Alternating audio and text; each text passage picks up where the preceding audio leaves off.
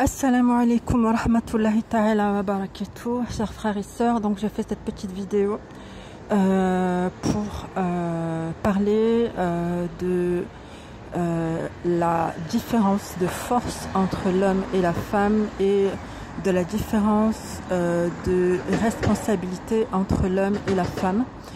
C'est très important de conscientiser qu'on vit dans une période du temps et dans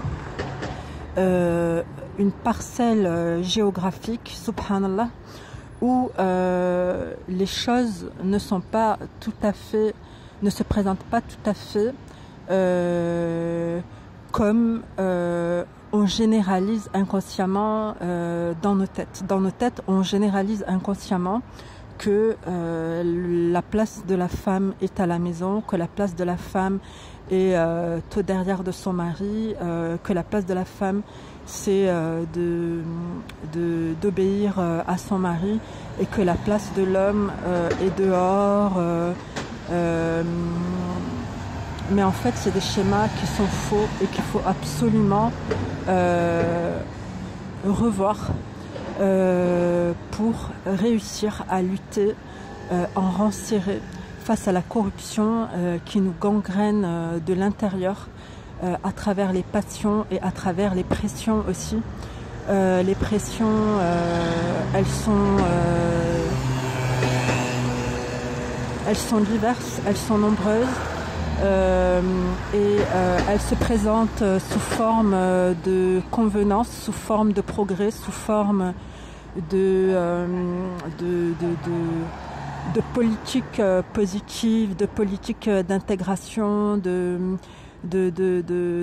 pensée positive, de voie vers le bonheur personnel, vers le bonheur citoyen, etc.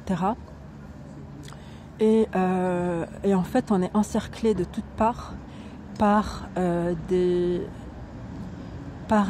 on est ciblé, on est les cibles. Nous et pas que nous et tous les citoyens, nous et toutes les composantes de la société, on est ciblés pour nous séculariser et c'est extrêmement grave.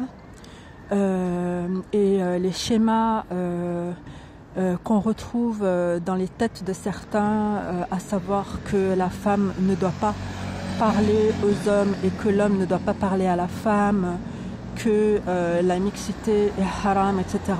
Il va falloir tôt ou tard se remettre à l'heure du jour et non pas au goût du jour, se remettre à l'heure du jour. Parce qu'à l'heure d'aujourd'hui, ce qui se passe, c'est que on est obligé de faire corps, de faire groupe, et de faire rang serré par la connaissance de soi, par la connaissance intrapsychique, car Allah subhanahu wa ta'ala a interdit la turpitude tant apparente que secrète, et il a interdit de dire sur lui ce que nous ne savons pas. Et Allah subhanahu wa ta'ala nous ordonne, nous les croyants et les croyantes, craignants et craignantes, jeûnants et jeûnantes, donneurs et donneuses d'aumônes, gardiens de leur chasteté et gardiennes, à lutter en rang serré, à veiller et surveiller en rang serré dans la voie d'Allah, ce qui nous mènera, Inch'Allah, avec espoir et crainte, à sa victoire éclatante et à plus de justice, plus d'équité et plus d'ordre, plus d'harmonie dans cette terre gangrénée par la corruption. Et si on ne remet pas à l'ordre du jour, à l'ordre du présent vivant, nos schémas gangrénés dans nos têtes où la femme est à la maison et l'homme est en société, eh bien on n'arrivera à rien, parce que la réalité c'est que l'homme est très très très très faible, il est extrêmement faible et il est affaibli notamment par ces femmes, il est affaibli notamment par ces femmes parce que ces femmes sont des cibles et qu'il est lui-même une cible. cible de quoi je vous invite, mes frères et sœurs, à y réfléchir, à y méditer. Car nous sommes des cibles de tous côtés, nous sommes ciblés de tous côtés.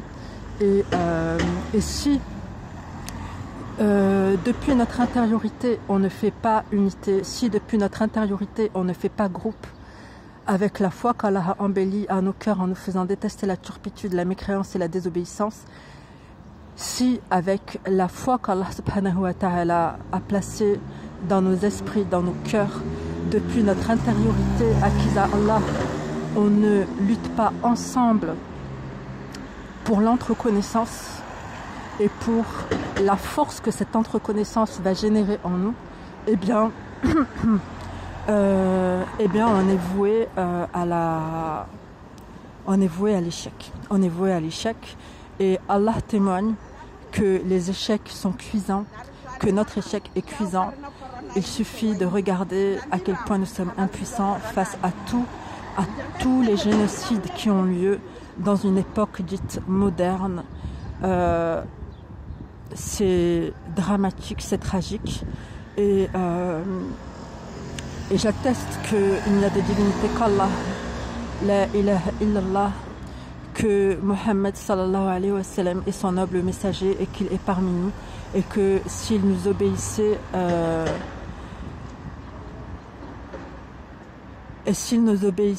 eh bien on le ferait échouer. Heureusement que Nabiyina Mohammed sallallahu alayhi wa sallam est resté acquis à Allah et qu'il n'a obéi à personne en dehors d'Allah subhanahu wa ta'ala.